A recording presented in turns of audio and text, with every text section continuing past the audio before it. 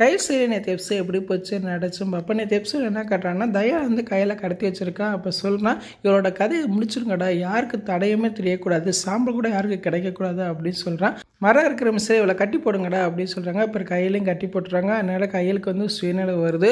கையில் கத்துறாங்க, என்னை விட்டுருங்க விட்டுருங்க அப்படிங்கிறாங்க. இன்னையோட கதை முடிஞ்சு சொல்லி தீபிகாவும் தயாலும் சொல்லிட்டு கிளம்பி போயிடுறாங்க.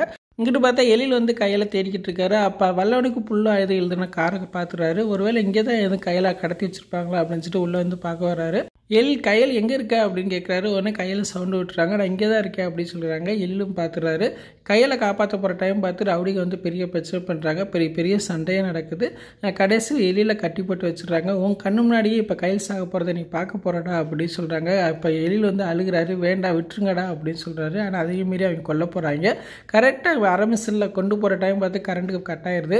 உடனே என்னடா கரண்ட் கட் ஆயிடுச்சா அப்படின்னு சொல்லி ரவுடிகளை யோசனை பண்ணிட்டு இருக்காங்க. கரண்ட் வரப்போ பார்த்தா ஒரு ரவுடி வந்து செத்து போன மாதிரி காட்டுறாங்க.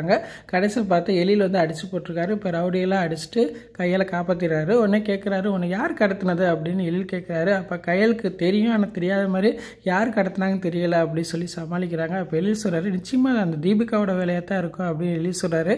சரி, இங்கே நடந்த விஷயத்தை யார்ட்டையும் சொல்ல வேண்டாம், நம்ம கேஷுவலாக வெளியே வந்த மாதிரி வெளியே காட்டிக்கிடுவோம் அப்படின்னு சொல்லிட்டு 2 பேருமே கிளம்பி போகிறாங்க. அங்கே பார்த்தா மண்டபத்தில் பெரிய பிரச்சனையாக நடக்குது. நிச்சயமாக கையில் யாரும் இழுத்துட்டு தான் ஓடி போயிட்டா அப்படின்னு சொல்லி எழிலோட ஆளுங்க வந்து பெரிய பிரச்சனை பண்ணுறாங்க.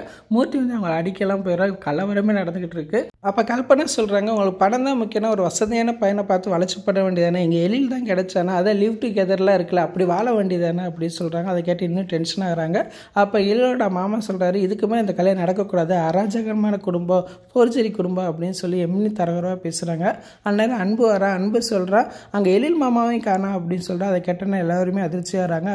எழில் மாமாட்ட கேட்டால் கையில் எங்கே இருக்காங்கன்னு தெரியுங்கிறக்கா அவர்கிட்ட கேட்க போனேன். கடைசியில் பார்த்தா அங்கே எழில் மாமாவும் இல்லை அப்படின்னு சொல்கிறான். அதை கேட்டோன்னா கையலோட அம்மா இன்னும் அதிர்ச்சியாகிறாங்க. ஐயோ 2 பேருக்கு என்னாச்சும், எனக்கு பயமாக இருக்குது, கடவுளே அவங்களை உயிரோட காப்பாற்றி கொண்டு வந்துடு அப்படின்னு சொல்லி புலம்பிக்கிட்டு இருக்காங்க.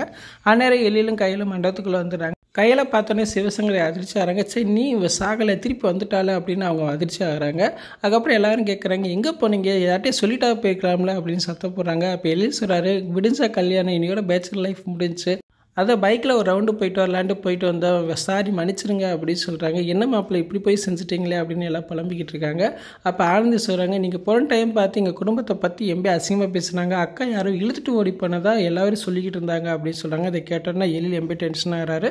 அப்போ கல்பனை நினைக்கிறாங்க, போச்சுட்டு இன்றைக்கி வசமாக மாட்டணும், எப்படிடா தப்பிக்கிறது அப்படின்னு புலம்பிக்கிட்டு இருக்காங்க. அங்கிட்டு பார்த்தா சிவசங்கரி எம்பி டென்ஷன் ஆக்கிற மாதிரி காட்டுறாங்க. எழில் வந்து அவங்க 2 பேர்த்தையும் மறைக்கிறாரு. அப்படியே எபிசோட் முடிச்சிட்டாங்க. நாளைக்கு எபிசோட் இப்படிக்கும் பார்த்து பேசுவோம். இந்த வீடியோ பிடிச்சா வீடியோக்கு லைக் கொடுத்துட்டு மறக்காமல் சப்ஸ்கிரைப் பண்ணுங்கள். தேங்க்யூ.